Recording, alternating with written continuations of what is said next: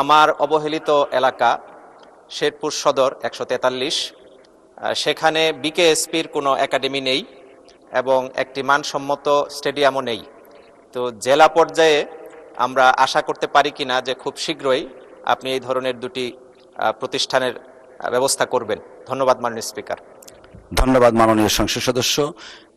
মাননীয় প্রতিমন্ত্রী। মাননীয় স্পিকার, প্রথমত আমার নাম আমিনুল হক। আমাদের মাননীয় সংসদ সদস্য তিনি ইসলাম বলেছেন।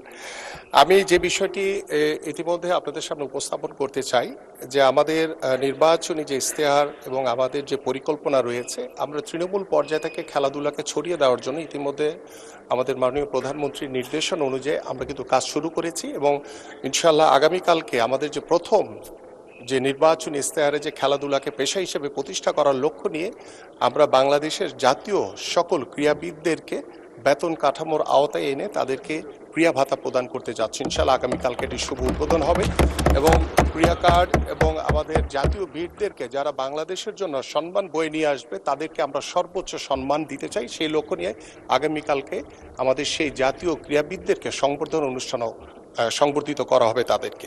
পাশাপাশি আপনার যে শেরপুর জেলার যে স্টেডিয়াম আমাদের রয়েছে একটি স্টেডিয়াম, কিন্তু সেখানে আসলে দীর্ঘদিন অচল অবস্থা ছিল এবং সেই স্টেডিয়ামগুলোকে সচল করার জন্য ইতিমধ্যে আমি কমিটি করে দিয়েছি এবং সেই কমিটি ইতিমধ্যে কাজ শুরু করেছে এবং আমরা আশা করি যে আপনার যে স্টেডিয়াম রয়েছে বা সেখানে বিকেএসপির আসলে আমাদের বিভাগীয় পর্যায়ে আমাদের যেটি আমরা সবচেয়ে বেশি ফোকাস করছি সেটা হচ্ছে ক্রীড়াবিদদের দিকে। খেলোয়াড়দেরকে যদি বেশি ফোকাস করি, খেলোয়াড়রা যদি ভালো পারফর্ম করে তাহলে আমরা ভালো কিছু অর্জন করতে পারবো।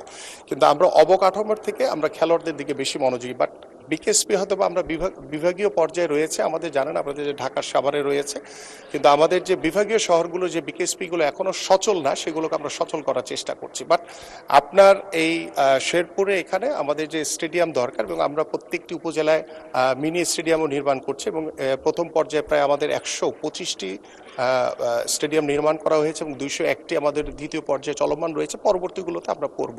তো আপনার যে শেরপুরে যেটি রয়েছে, আমি আমার যে মন্ত্রণালয়ে যারা দায়িত্বপ্রাপ্ত রয়েছে তাদের সাথে কথা বলে ইনশাল্লাহ এটি দ্রুতই সমাধান করার চেষ্টা করব ইনশাল্লাহ।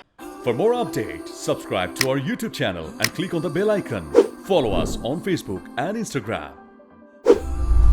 Download T-Sports app to enjoy exciting games and highlights. Visit tsports.com.